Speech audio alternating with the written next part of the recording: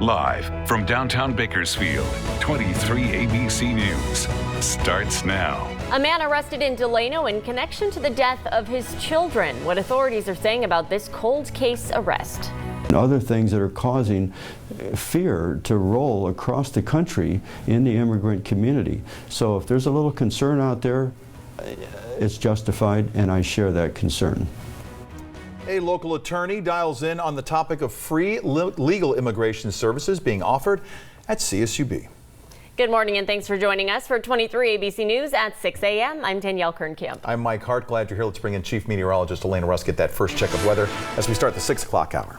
Yeah, it's looking pretty quiet out there. You're seeing a little bit of low cloud cover over on the west side and up toward Corcoran, but the dense fog advisory for this morning was allowed to expire early. And you see in our traffic, all of our highways are running along in the green, including those passes, which we like.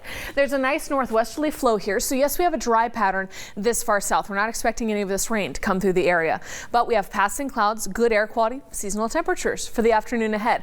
That means from the 40s right now in the heart of the valley and 30s in the mountains and many desert locations. We'll be climbing to the 50s for the valley and many mountains, 60s into the desert later today. That system up over Washington and Oregon today, though, makes a move tomorrow that could impact Kern County. I'll show you that in the Futurecast coming up.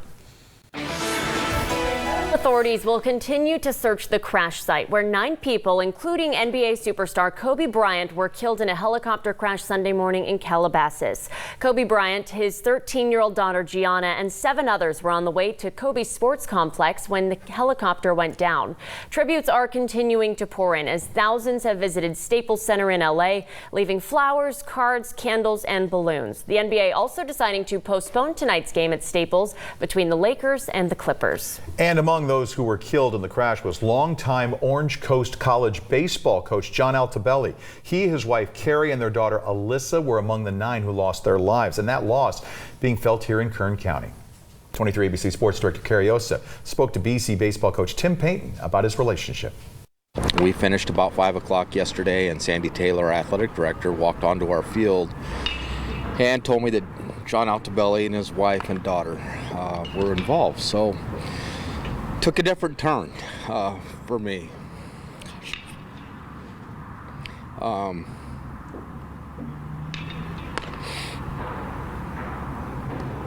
knew John for 30 years. And give me a second. Emotions still so fresh as Coach Panton attempted to make a not-so-everyday practice feel normal, following the loss of his good friend John Altobelli. Obviously, it's all over the news, all over, online, and just a tragic day. We lost a basketball icon. We lost a coaching icon as well. And when describing Altobelli, Coach Panton says he was someone who made a positive impact on anyone he encountered. Somebody who you just enjoyed being around. Coaching in general is a fraternity, and we're connected by what we do with young men. We'll get through it. It's tragic. You hate that it happened, but you kind of carry the memories. For those kids and coaches that have to play tomorrow, I'm not sure how that's going to go. So, my thoughts and prayers go out to them. I'm Cariosa for 23 ABC Sports, connecting you. In other news, a California father has been arrested in the decades-old killings of 5 of his infant children, a case that a sheriff in Yolo County said had haunted his agency for years. 57-year-old Paul Perez was arrested at the state prison in Delano just days before his expected release on unrelated charges. He is suspected in the deaths of the children that were born between 1992 and 2001. Authorities began investigating this after the decomposed remains of a child recently identified as 3-month-old Nico Lee Perez were found in 2007 in a sealed, submerged box in an irrigation swamp near Woodland in Yolo County. An autopsy found the child died of blunt force trauma. The remains were identified in October after authorities used an expanded DNA database that they had not used before on this cold case.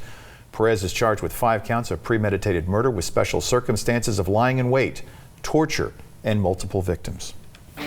A local church is asking the community for help after they said there have been several burglaries, break-ins, and vandalism done to their facility in Southwest Bakersfield. Church officials with Rising Star Baptist Church on Wilson Road tell 23 ABC that they have several incidents recorded on their surveillance cameras of people breaking into their church. The most recent incident happened last week on January 22nd. A pair of men can be seen hopping a fence, breaking a van window, and stealing the battery from their church vans. Church officials say they filed reports with Bakersfield police over the incidents. We've made several reports.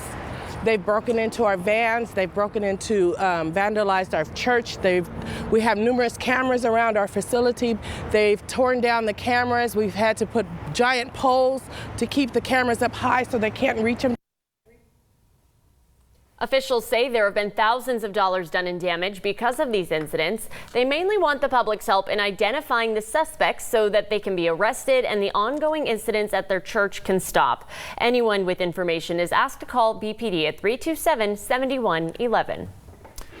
Today, California State University Bakersfield is offering free legal immigration services on their campus for its students and faculty. 23 ABC's Daniela Garrido spoke with a local lawyer on what students can expect. CSUB is one of 21 Cal State universities to offer monthly legal immigration services on its campus. Those are the two categories. They're either here as special immigrant juveniles or they're here as undocumented young people. Wynn Eaton is a specialized immigration lawyer who has dedicated 13 years to the immigrant community in Bakersfield. I work closely with CSUB. I was a major participant with the documentary, The American Migrant Stories. It was done through the California State University and the California Endowment.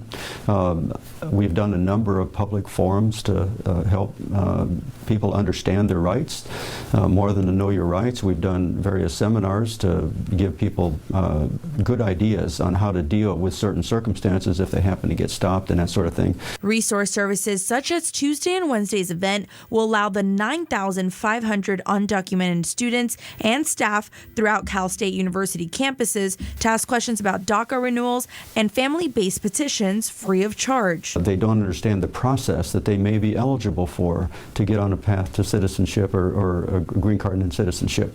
Other times we may find somebody who's in the already protected under the Deferred Action Program. They don't understand that they should have filed for renewal, but they still can file, even if it's been some time since their DACA status expired. And while the months-old service is meant to help students and staff, some are still skeptical to use it. Other things that are causing fear to roll across the country in the immigrant community. So if there's a little concern out there, it's justified, and I share that concern. And that was Daniela Garrido reporting. It's not often that anyone celebrates a parking lot, but the Rio Bravo Greeley Union School District is hosting a ribbon cutting this morning to do just that. A dirt lot at the northeast corner of the campus, right on State Route 43, has been transformed thanks to the Griffith Company for Community Program and the RBG Educational Foundation. This is video that was taken during construction late last year. A lack of parking space at the school resulted in many parents having to wait on the dirt shoulder of Highway 43 in their cars to pick up and drop off their kids as big rigs and other cars roared down 43 next to them. The small school district located west of Bakersfield is more than 100 years old. Griffith, along with many subcontractors and suppliers, completed this project during the holidays and weekends. The ribbon cutting is set for 9:30 this morning. Local organizations will be teaming up to discuss issues in the education system during the March for Educational Justice. The Kern Justice Collaborative will talk about the importance of a positive school environment while working to improve the academic outcomes for minority students. Those interested in attending will meet at the Ross on Ming Avenue on Thursday at 5:30 p.m. The group will then march to the KHSD Community Forum at West High School on New Stein Road. And the Kern High School District Forum will be talking about student behavior and school climate in the district.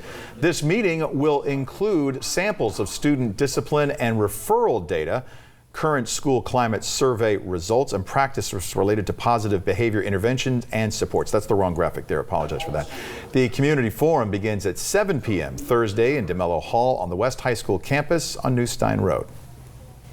And the City of Bakersfield is thanking the community for keeping oil and grease out of their drains the past holiday season. They posted this on Twitter saying that they were actually able to collect through the wastewater division 170 gallons of grease and cooking oil during last year's collection event. That's more than 10 gallons than the year before. They say this is a good reminder of how we can keep our sewer system flowing.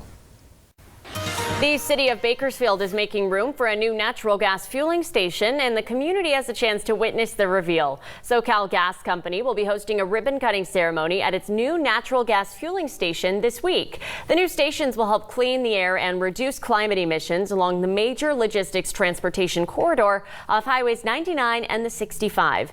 The fueling station will be open to the public 24 hours a day, 7 days a week to serve the clean trucking fleets that use renewable natural gas. The ceremony will be held Thursday starting at 10 a.m. at 35118 McMurtry Avenue. If you think that law enforcement could be in your future, listen up. Kern County Sheriff's Department has an opportunity to join their Explorer program. Explorers will serve the community by learning about law enforcement and possibly prepare you for a career as a deputy. The next testing date is tomorrow at KCSO headquarters at 6 p.m. There are some requirements. You must have a 2.0 GPA, be between the ages of 14 and 21, among other things. For more information, give them a call 392-6066.